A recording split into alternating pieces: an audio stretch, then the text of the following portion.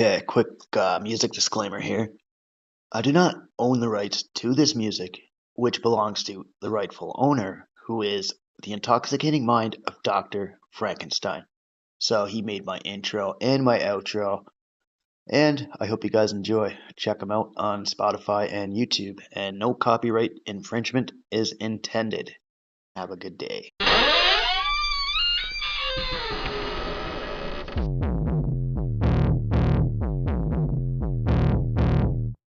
A clear choice of good versus evil, of right versus wrong.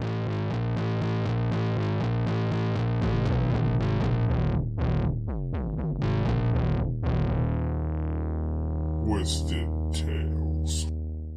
Welcome back, folks. So, another episode of Twisted Tales on the way. And since it's Halloween, I got some spooky stuff here for you. And I'll go maritime theme tonight, so we'll get a little bit of folklore from Nova Scotia.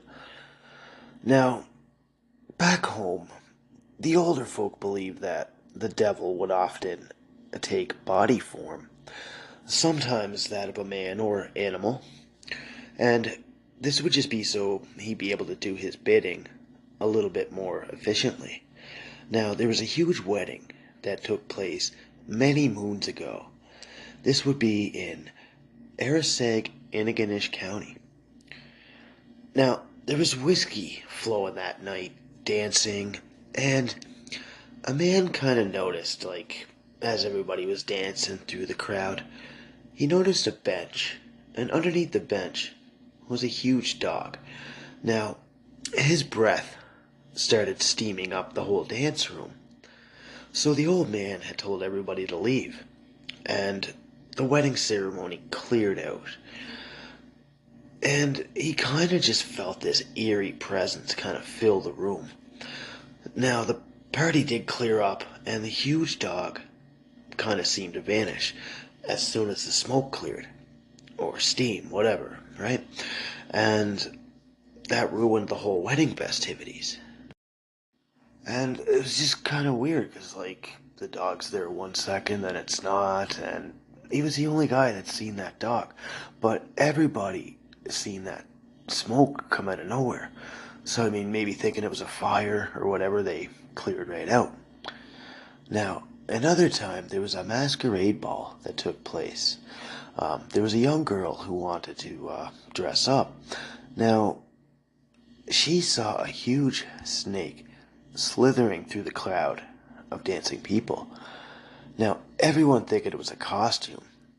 The snake was said to be like a form that the devil had taken, and the little girl fainted when she seen the snake go by. So when she awoke, the party was over, and after this weird little incident, no more masquerades were ever allowed at the hall. It was now forbidden. There's other tales. There's one that revolves around some young men that were playing cards at a house. This was in Craignish in Inverness County. Now, the game was getting really noisy and rowdy. This wasn't until a very well-dressed man walked into the card game. Now, he took a seat at the losing side of the table, who then seemed to kind of, have their luck change. Now, everybody was winning on that side, and the man appeared to be like a good luck charm. Now, one of the players had accidentally dropped a playing card, so he did what we all do, and oh shit, go pick it up. When he did that, he looked at the man's legs, and he noticed that they had he had goat like hooves. And then he just looked straight back up at the guy.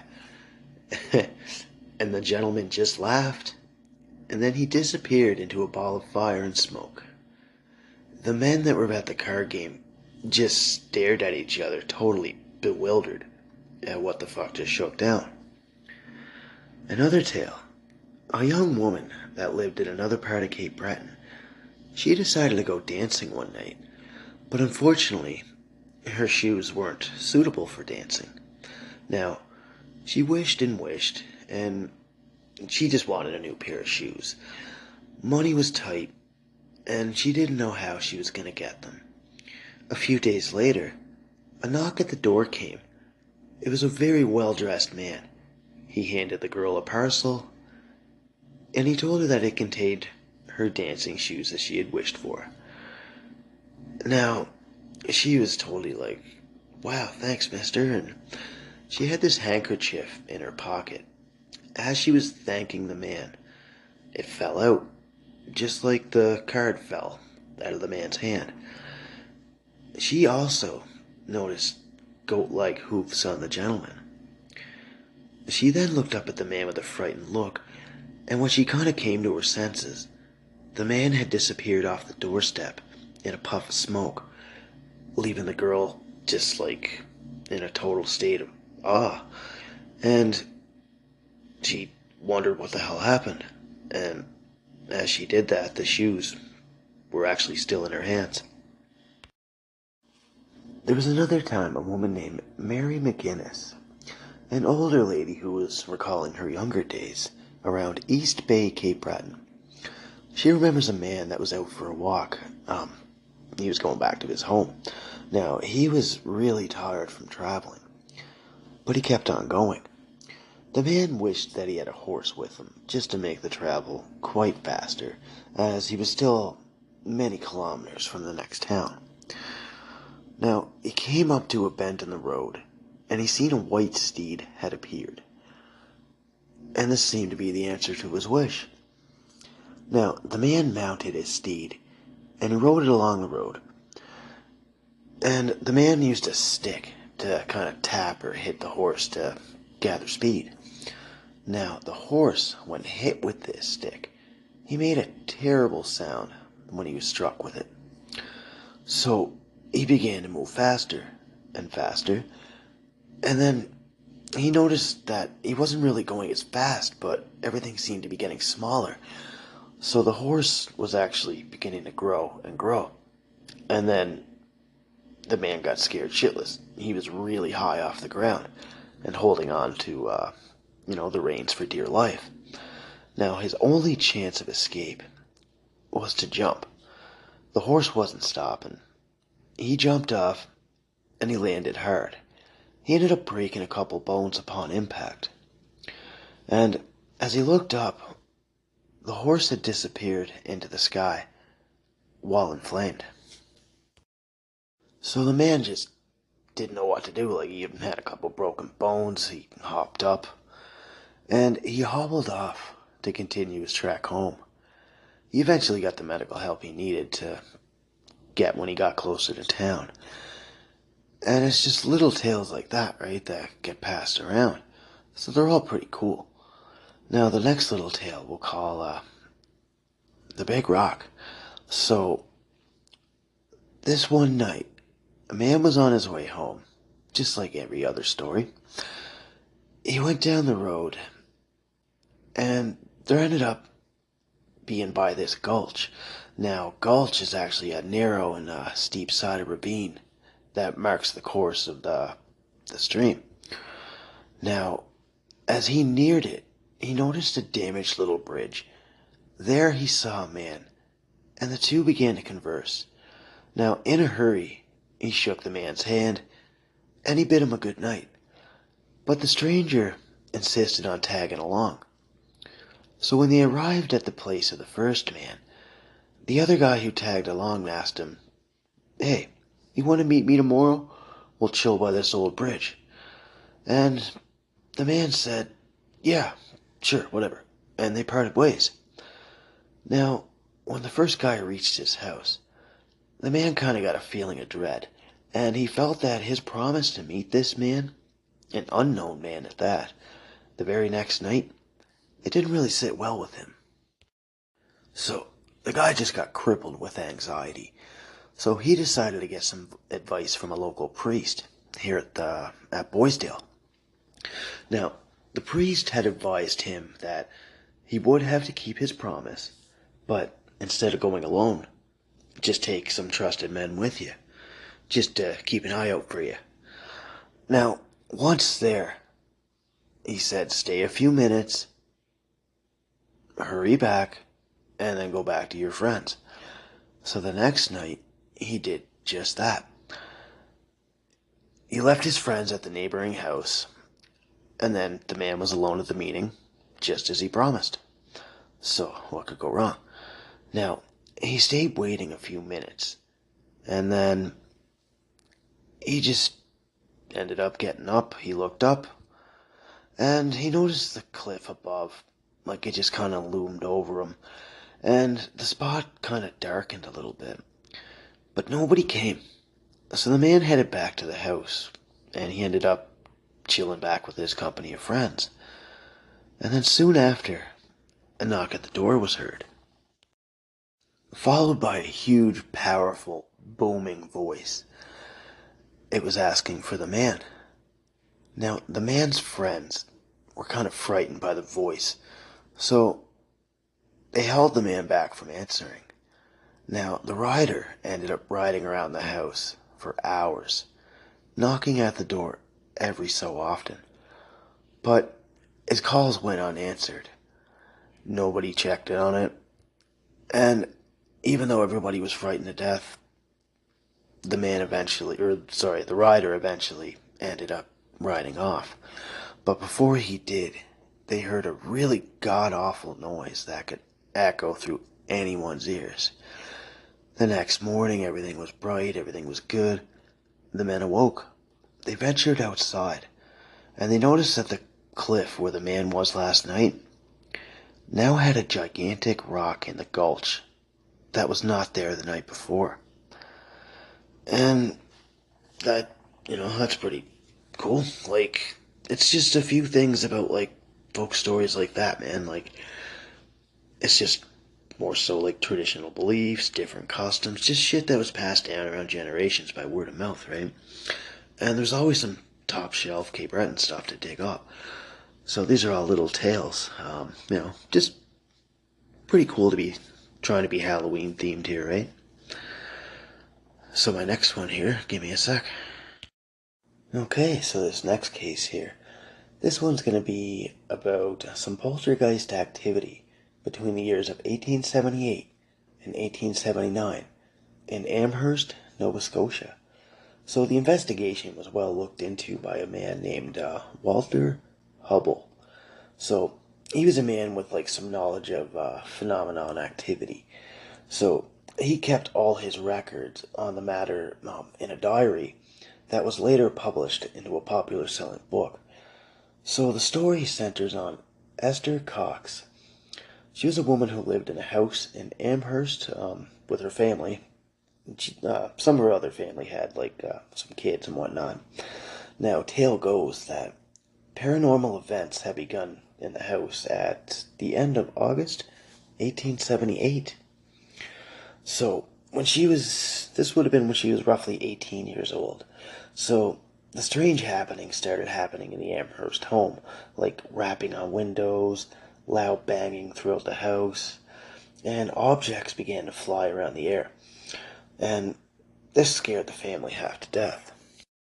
And even Esther, she began having, she had no health issues. She was a young 18-year-old woman, right?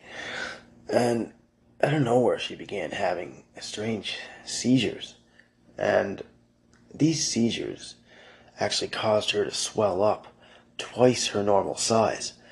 So a doctor was called in, and she was given sedatives so she could calm down. Now, the noises and flying objects kept up for months, and visitors to the house witnessed all these strange happenings. Now, Esther was now struggling with diphtheria.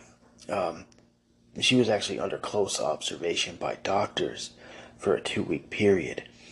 So she spent most of her time in bed recuperating, and she wanted to get away from all that because she was sick. So she took off over to her sister's over in Sackville for a bit. But she started to feel better, and she ended up returning to her home in Amherst. But the ghostly encounters soon turned up full tilt. Now, she claims that she can now see the ghosts, and little strange fires began to come up out of nowhere. And the ghosts now were telling her that if she didn't leave the house, that they'd end up burning it to the ground. Now, in January 1879, Esther moved in with another family from town, and the encounters still continued on. Now, some people witnessed the paranormal activities alongside Esther. Others thought that she was the cause of these issues. And this actually caused some hostility towards her from the townsfolk. Now, Esther recalls times that she's been either slapped by unknown figures, one occasion actually being stabbed with a knife. And her tales of the supernatural had spread around town, and the locals actually showed an interest. So, a few guys that had like a little interest in science, they began investigating the matter. Now, Esther had dipped out, so she was spending time at St. John, New Brunswick. This would give the guys time to investigate. So she spent some time with friends. There was a peaceful farm around Amherst that she spent with the Van Amberg family. And eventually she returned to the cottage in the summer 1879. So she ended up bringing Walter Hubble back with her to study the case. And he actually moved into the house as a boarder to kind of study the paranormal activity. As time went on, the two pretty much spent weeks at the house. So they witnessed fires out of nowhere. And all the other happenings, the flying objects, everything was full tilt. So Hubble stated that he was witness to the attacks on Esther with the sharp pins and the sharp objects.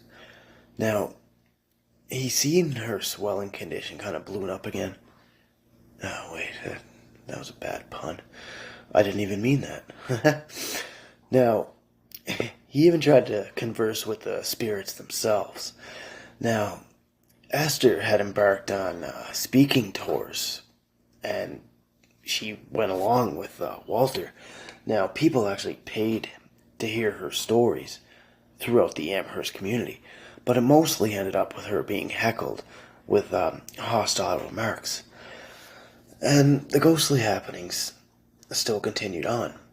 Now, she ended up working with a man named Arthur Davidson, and this was on another farm, but that wasn't until Mr. Davidson's barn, it actually burned to the ground. Now, she was accused by Davidson for arson, and poor Esther was actually locked up for 4 months, but she was released after 1 month. Now, after her arrest, all the paranormal stuff had stopped entirely. So, was it her jail time that ceased the ghost activity? Was she the cause of it? I mean, was this all a hoax to make bank off, book publishings? Who knows? And that, my friends, is why this tale is called The Great Amherst Mystery. Now, little ending here. Esther actually settled down, and she married 2 times over her life. Now, she had a baby with each partner. She ended up moving back to Brockton, Massachusetts, with her second husband, and she ended up dying on November 8th, 1912, at the age of 52. Now, Walter Hubble's book, that was written on the whole ordeal, this was actually a bestseller, and it was published in, 1879? And it sold, 55,000 copies. So, they also throw, it's a yearly thing, I guess. Now, they also throw, a little get-together in the Amherst region. They call it Esther Fest, or the Great Amherst Street Party. So this goes on each year. It has, live music, and usually goes on around Halloween. And that's all I got for you, folks. That's it. I almost forgot there. Little intertwining from this case, and one case that I covered, Caledonia Mills. There, I covered a bit back. Now, Dr. Walter F. Prince. he was actually involved a little bit in this case. He made a detailed case on Esther while she was being checked out by doctors when her health went to shit.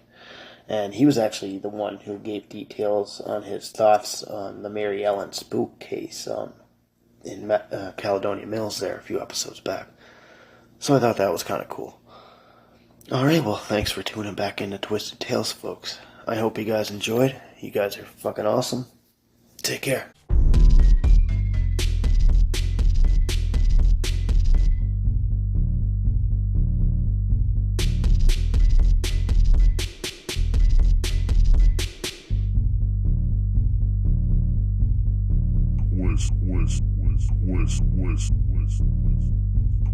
Twisted Tales.